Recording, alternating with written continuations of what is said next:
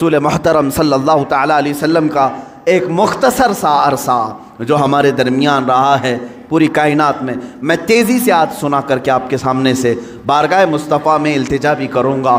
وہ مکہ مکرمہ کی سرزمین 14 صدیاں پہلے، آج سے 1400 سے 42 چل رہا ہے، اس کو اور 53 ملا لیں، اس کے ساتھ اور 53 ملا لیں، یعنی تقریباً 1495 کے سال کے قریب ہو گیا۔ اس سے پہلے میرے آقا صلی اللہ تعالیٰ علیہ وسلم آج ہی کا دن تھا جو فرش گیتی پر تشریف لائے۔ وہ آمنہ کا در یتیم، وہ عبداللہ کا نور نظر، بارگاہ مصطفیٰ صلی اللہ تعالیٰ علیہ وسلم میں خراج عقیدت کے لیے میں بات کر رہا ہوں۔ وہ در یتیم جب گھر تشریف لایا تو ایسا گھر تھا کہ باپ پہلے سے نہیں ہے، ماں اکیلی ہیں، معاوضہ دینے کی طاقت نہیں رکھتی، دایا کے ہاتھ میں دے دیا حلیمہ سعدیہ کو، یہ کہہ کر کے کہ 2 سال دودھ پلائے گی، اجرت کی تمنا مت رکھنا، میرے گھر میں مال کی بڑی شدت کی کمی ہے، اس بچے کا باپ نہیں، یہ یتیم بچہ ہے۔ حلیمہ سعدیہ لے گئیں، لیکن برکات پہ برکات انہوں نے دیکھا ہے۔ رسول پاک کو اپنے گود میں کھلایا۔ حلیمہ سعدیہ کہتی ہیں یہ عام بچہ نہیں تھا، ان کے آتے ہی بنو سعد کی ساری بکریوں کے تھن دودھ سے بھر چکے تھے، اور سارے بچے حضور پاک صلی اللہ تعالیٰ علیہ وسلم کو دیکھنے کے لیے آتے تھے، حتیٰ کہ حلیمہ سعدیہ کی بیٹی شیمہ کہتی ہیں، شیمہ کیا کہتی ہیں کہ ہمارے قبیلے میں، ہمارے محلے میں رواج تھا، رات کے وقت یا شام کے وقت ساری لڑکیاں جو ان کی عمر کی تھیں، شیمہ کے عمر کی تھیں، وہ کہتی ہیں اپنے اپنے چھوٹے بھائیوں کو، جس کا بھائی ہوتا لے کر کے آتی تھیں، کمپٹیشن چلتا تھا، بہن اپنے بھائی کو دکھا کر کہتی کس کا بھائی زیادہ خوبصورت ہے، ہر خاتون، ہر بہن اپنے چھوٹے بھائی کی گود میں لے کر اس کے ناک نقشے بیان کرتی، ارے میرے بھائی کی تو پیشانی بڑی چوڑی ہے، یہ خوبصورتی کی علامت ہے، کوئی کہتی میرے بھائی کی تو آنکھیں بڑی جھیل جیسی ہیں اور یہ بڑا خوبصورت ہے۔ ہر خاتون، ہر بہن گود میں لیے ہوئے بچے کو اپنے بھائی پر فخر کرتی، اور حضرت شیمہ کہتی ہیں جب اس مجمع میں میرے بھائی محمد کو لے کر کے آتی، اللہ اللہ، وہ کہتی ہیں ساری میری سہیلیاں اٹھ کھڑی ہوتی، کہتی شیمہ تیرے بھائی کے ساتھ ہمارے بھائیوں کا مقابلہ نہیں، یہ ہمارا آپس کا مقابلہ ہے، یہ ہمارا آپس کا کمپٹیشن ہے، تو کبھی محمد کو ہمارے درمیان نہ لا، اس لیے کہ اس کے مقابل میں 14ویں کا چاند بھی شرما جاتا ہے۔ یہ بنو سعد کی خواتین کا کہنا ہے۔ حضرت شیمہ کہتی ہیں اس مقابل میں کبھی رسول پاک کو لے جاتی تو وہ ایکسیپٹ نہیں کرتی، کہتی کہ شیمہ تیرے بھائی کے ساتھ ہمارے بھائیوں کا مقابلہ نہیں، وَأَحْسَنُ مِنْكَ لَمْ تَرَ قَطُّ عَيْنِي وَأَجْمَلُ مِنْكَ لَمْ تَلِدِ النِّسَاءُ، یا رسول اللہ آپ سے زیادہ حسین میری آنکھوں نے دیکھا نہیں، آپ سے زیادہ جمیل کسی ماں نے جنا نہیں۔ وہ 2 سال کی عمر پاک میں حلیمہ سعدیہ دوڑتی ہوئی واپس مکہ لے آئیں اور حضرت آمنہ سے کہا میں نے 2 سال کا عرصہ آپ سے مانگا تھا، لیکن 6 مہینے اور بڑھا کر کے دے دو، اجرت بھی نہیں چاہیے، معاوضہ بھی نہیں چاہیے، لیکن حضرت بی بی آمنہ نے اپنے پاس اپنے صاحبزادے کو رکھ لیا۔ 2 سال کے عرصے میں گھر میں کتنے افراد ہیں، کون ہیں؟ باپ نہیں ہے، دادا ہے عبد المطلب، وہ بھی بڑھاپے کو پہنچے ہوئے ہیں۔ رسول پاک صلی اللہ تعالیٰ علیہ وسلم اپنے دادا کی سرپرستی میں ہیں۔ 6 سال کی عمر میں اپنی ماں کے ساتھ ننیحال کا سفر کیا، مدینہ کا سفر کیا۔ اس وقت جو یثرب تھا وہ حضور کا ننیحال بھی ہے، نانی کا گھر ہے۔ حضرت آمنہ کے ساتھ گئے 6 سال کی عمر میں، جب حضرت عبداللہ کی ایک کنیز ایمن ساتھ میں ہے، کوئی نہیں، 3 لوگوں کا یہ قافلہ پیدل مکہ سے مدینہ گیا ہے، مدینہ سے واپسی ہو رہی ہے۔ مقام ابوا میں بی بی آمنہ بیمار ہوئیں، بی بی آمنہ سلام اللہ علیہا اتنی شدت سے بیمار ہوئیں کہ وہ چل پھر نہیں سکتی تھی، اسی راستے میں وہ رہ گئیں، اور اس کے بعد اپنے نور نظر کو قریب بلایا اور کہا اے محمد میری آخری سانسیں ہیں۔ 6 سال کی عمر پاک میں رسول پاک صلی اللہ علیہ وسلم نے اپنی ماں کی آنکھیں بند کیں اور ان کی روح قبض انصری سے پرواز کی۔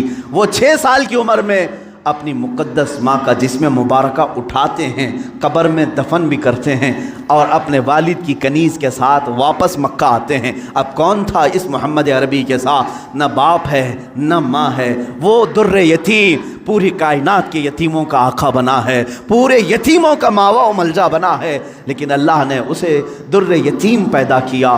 جب 8 سال کی عمر ہوئی دادا کا بھی انتقال ہو گیا، عبد المطلب بھی دنیا سے چلے گئے، اب کون تھا؟ سوائے ایک چچا کے، ابو طالب کے، اب کوئی نہیں تھا۔ آپ کی سرپرستی میں رہے۔ جہاں تک بات آتی ہے ابو طالب کی، میں کہوں گا بڑے ادب کے ساتھ، اے لوگو اس اختلافی مسئلے میں کبھی بھی تیر مارنے کی کوشش نہ کرنا۔ بعض لوگ ابو طالب کے کفر کے متعلق اصرار کرتے ہیں کہ وہ کافر تھے، بعض لوگ ایمان کے متعلق، لیکن جو حقیقت ہے وہ اللہ کے حوالے کرو، اللہ کے حوالے کرو۔ رسول پاک صلی اللہ تعالیٰ علیہ وسلم کو انہوں نے جان سے زیادہ تربیت کی ہے، یہاں تک کہ مکہ والوں سے انہوں نے کہا تھا، جب رسول پاک نے اعلان نبوت کیا تھا، ابو جہل، عتبہ، شیبہ سب نے آ کر کہا ابو طالب اگر یہ تیری نگرانی میں نہ رہے تو ہم اس کا کچھ سے کچھ کر دیں، تو محمد ہمارے حوالے کر دے۔ جانتے ہو ابو طالب، مجھے بڑی تکلیف ہوتی ہے جب سرے سے کوئی آدمی ان کو بالکل کافر مشرک گردانے، میں کہتا ہوں کف لسان تو کرو، زبان کو روک تو لو، جو معاملہ ہوگا قیامت کے دن دیکھا جائے گا۔ حضور کے چچا ہیں لیکن عشق کی بات تو دیکھیں، وہ مکہ والوں سے کیا کہتے ہیں؟ کوئی محبت کرنے والا ہی یہ جملے کہہ سکتا ہے۔ مکہ والوں سے انہوں نے کہا اے مکہ والوں سن لو، تم اگر میرے ایک ہاتھ میں چاند رکھ دو، دوسرے ہاتھ میں سورج رکھ دو، تب بھی میں محمد تمہارے حوالے نہیں کر سکتا۔ یہ ابو طالب کے الفاظ تھے جو رسول پاک کے لیے انہوں نے فرمائے تھے۔ میں ادب سے کہتا ہوں لیکن پھر ساتھ میں ایمان و کفر کا معاملہ اللہ کے حوالے کرتا ہوں، اس لیے کہ اس پوری قوم کو نہ جنت دینا ہے نہ دوزخ دینا ہے، نہ قیامت کے دن تمہارے ہاتھ میں فیصلہ ہے نہ میرے ہاتھ میں فیصلہ ہے۔ ابو طالب جنت میں جائیں گے کہ جہنم میں جائیں گے، میں کون ہوتا ہوں فیصلہ کرنے والا؟ نہ اعلیٰ ملائکہ میں سے ہیں ہم، نہ فرشتوں میں سے ہیں، بلکہ اللہ رب العزت کے حوالے ہے یہ فیصلہ، ہر ایک کے جنت و دوزخ کا فیصلہ۔ بہرحال 12 سال کی عمر میں ابو طالب نے رسول پاک کو اپنا ساتھی بنا لیا۔ ایسا مجھے بتاؤ ابو طالب پر جب بھی باتیں آئیں ادب کے ساتھ کہو، ادب کے ساتھ کہو۔ میں نے ابو طالب کو بہت پڑھا ہے، وہ رسول پاک کو چھوڑ کر ایک لمحہ بھی نہیں رہتے تھے، ایک لمحہ نہیں رہتے۔ 12 سال کی عمر میں جب انہیں یمن کی تجارت پہ جانا تھا، ابو طالب نے انہیں چھوڑا نہیں، رسول پاک کو تجارت کے سفر میں ساتھ لے لیا۔ بیچ راستے میں ایک جگہ پڑا ہوا، وہاں ایک راہب تھا، عیسائی راہب، اور اس نے دیکھا، چہرے پاک کو دیکھ کر اپنی کتابوں میں پڑھی ہوئے ساری علامتیں دیکھ لیا، اس نے مہمان بنا لیا۔ ابو طالب سے پوچھا تم کہاں سے آ رہے ہو، کون سا خاندان ہے؟ جب انہوں نے بتایا تو وہ راہب کہتا ہے، بحیرہ راہب، اے ابو طالب میری بات سنتے ہو تو سن لو، جو تمہارے ساتھ بچہ تمہارا بھتیجا ہے یہ اللہ کا سب سے آخری رسول ہوگا، یہ سب سے آخری رسول ہوگا۔ تم جا رہے ہو شام یا یمن، وہاں یہودی اس کے جانی دشمن ہوں گے، وہ بچے کو مار ڈالیں گے، قتل کریں گے، لہٰذا تم اپنی تجارت کا سامان یہیں بیچ دو اور واپس مکہ لے جاؤ۔ ابو طالب نے صرف رسول پاک کی جان کی حفاظت کے لیے پورا تجارت کا قافلہ وہاں بیچ دیا، واپس مکہ تشریف لائے۔ ابو طالب نے 25 سال کی عمر تک رسول پاک کی ایسی تربیت کرتے رہے۔ میرے آقا صلی اللہ تعالیٰ علیہ وسلم کی پرورش میں انہوں نے کوئی فروغ گزاشت نہیں کیا، کچھ نہیں چھوڑا۔ جب آپ کی عمر 25 سال کی ہوئی، میرے آقا کی شادی کی عمر ہے، یہ شادی کی عمر ہے، رسول پاک کو سامنے سے پیغام آیا بی بی خدیجۃ الکبریٰ کا، جو مکہ کی طاہرہ تھیں۔ لوگ کہتے ہوں گے مالدار سے شادی کیا، بلکہ آپ کو یہ معلوم نہیں، پورے مکہ میں حضرت خدیجہ کا ایک لقب مشہور تھا، طاہرہ ان کو کہا جاتا تھا۔ حضور کے پاس جب ان کا پیغام نکاح آیا، آپ نے ایکسیپٹ کیا۔ آپ سوچیں 25 سال کی عمر میں 40 سال کی خاتون سے نکاح کرنے والا صرف عورتوں کا دل دادا نہیں ہو سکتا، وہ بھی بیوہ عورت، 2 شوہر ان کے ہو چکے تھے، اس سے پہلے انتقال کر چکے تھے، تیسرے شوہر میرے آقا ہیں۔ رسول پاک صلی اللہ تعالیٰ علیہ وسلم کی شادی ہو رہی ہے، شادی کا جو خطبہ نکاح ہے کوئی اور نہیں، ابو طالب ہی پڑھ رہے ہیں۔ ابو طالب نے خطبہ پڑھا، خطبے کے الفاظ بھی دیکھیں، کہیں ایک شرک نہیں، کہیں ایک کفر نہیں، بلکہ اللہ کی حمد و ثنا ہے، رب ذوالجلال کی تعریف و توصیف ہے۔ اس کے بعد رسول پاک کی تعریف بھی اس خطبے میں موجود ہے، وہ خطبہ آج بھی موجود ہے، کتابوں میں لکھا ہوا ہے۔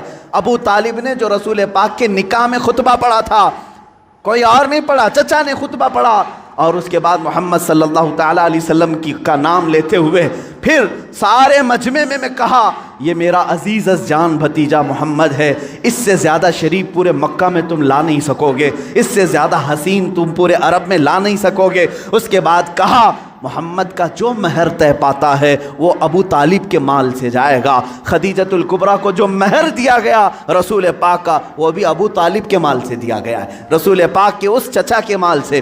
اب یہ زندگی ہے پاک ازدواجی زندگی ہے، میرے آقا سیدہ خدیجہ کے ساتھ 25 سال گزارتے ہیں۔ 50 سال کی عمر مبارکہ جب میرے آقا کی ہوئی، یعنی 40 سال کی عمر پاک جب تھی، تب اللہ تعالیٰ نے آپ کو حکم دیا، اے رسول آپ اعلان کر دیں میں اللہ کا آخری رسول ہوں، بتوں کی عبادت چھوڑ دو، ایک خدا کی عبادت کی طرف آؤ۔ یہ حضور کی 40 سالہ زندگی میں جو انقلاب آیا، اب مکہ والوں کی یہاں سے ستم ظریفیاں شروع ہوئیں۔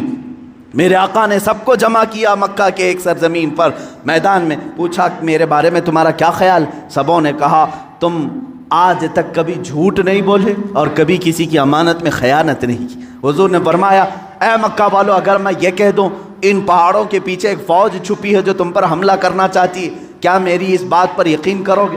سارے مکہ والوں نے ایک زبان ہو کر کہا آج تک کبھی آپ نے جھوٹ کہا نہیں، اگر آپ کہتے ہیں کہ فوج ہے ہم اس کو بھی مانیں گے، ہم اس کو بھی یقین کے ساتھ تسلیم کریں گے۔ حضور نے فرمایا جب میری باتوں پر اتنا تمہیں یقین ہے تو سنو، میں تمہیں کہتا ہوں اللہ ایک ہے، خدا ایک ہے، معبود ایک ہے، مسجود ایک ہے، ہر ایک کے سامنے سر جھکانا یہ تمہیں زیب نہیں دیتا، اور میں محمد اللہ کا آخری رسول ہوں، اس کی طرف سے اخلاقی تعلیمات لے آیا ہوں، تمہاری روحوں کا بدلنے آیا ہوں۔ جب میرے آقا نے فرمایا سارے مکہ والے ناراض ہوئے، سوائے حضرت علی کرم اللہ وجہہ الکریم کے، کوئی اس میدان میں ایمان لانے والا نہیں تھا۔